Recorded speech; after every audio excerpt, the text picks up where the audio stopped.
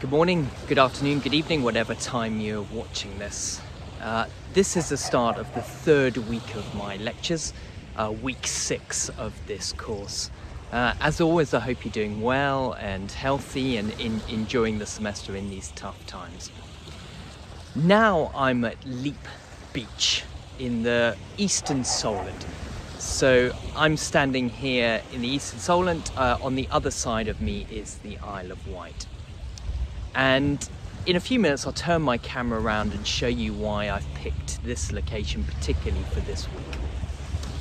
But this week we're going to be looking at two things. We're going to be looking at storm surges and coastal flooding, and then we're going to be looking at mean sea level rise.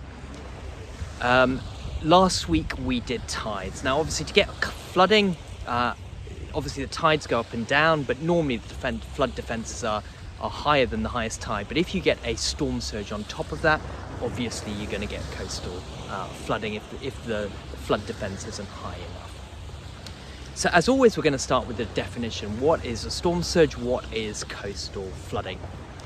And then we're going to look at, well, what causes storm surges? And there's two components to it. First of all, you get a storm, and it's the low atmospheric pressure which allows the water level to rise. And then it's the strong winds. Remember, in the first week of my lecture, we looked at the sort of winds going anticyclonic around the storm in the Northern Hemisphere. So it's the low pressure, strong winds push water towards the coast. That's what generates a storm surge. And then in the next part of the lecture, we're going to be particularly looking at coastal flooding. And we're going to be looking at the source pathway receptor model. So the source is the storm and the sea levels. The pathway is how does that water actually get onto land? Is it a breach of flood defence? Is it just overtopping? And then once that water gets onto land, what's actually affected is the people, property, the environment, and what actually occurs. And then in the second part of this week, we're going to be looking at mean sea level. Again, we'll start with a definition. What is sea level? What is the average height of the sea once you filter out all of those short-term variations? In the next video, we'll be looking at how you measure sea level via tide gauges, satellite altimetry, and then some other approaches for inferring what sea levels are over thousands to millions of years. And then in the final video, we'll be looking at trends in sea level, how has sea level varied, and then we'll be looking at coastal management. What can we actually do about sea level rise? And we'll look particularly at the options available in the shoreline management plan. And then finally, we'll end with some calculations. Now, if I turn the camera, as I said before, I'm on Leap Beach. And I've chosen this location because what you can see here is the beach is actually quite narrow. We've got these strange little wooden groins to try and stop the sediment movement, but the beach is very, very narrow.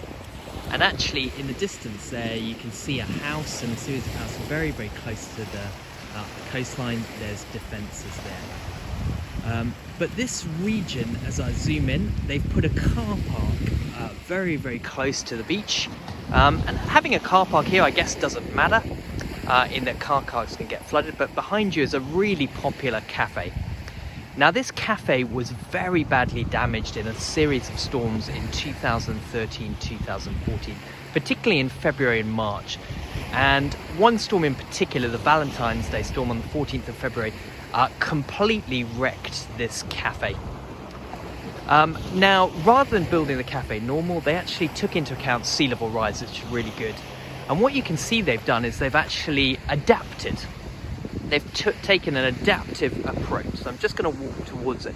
But what they've done is they've raised the whole of the cafe on stilts, put reinforced concrete structures. So it kind of doesn't matter if the car park gets flooded. But obviously with a cafe, you don't want that to get flooded. So here you can see a really nice example of sort of shoreline management and adapting to climate change. So there's the cafe, and you can see it's raised a good 2 meters above sea level. And even in a very extreme storm at present day, that's not going to get flooded. So that's why I chose this location particularly for the week that we're going to be looking at storm surges and coastal flooding.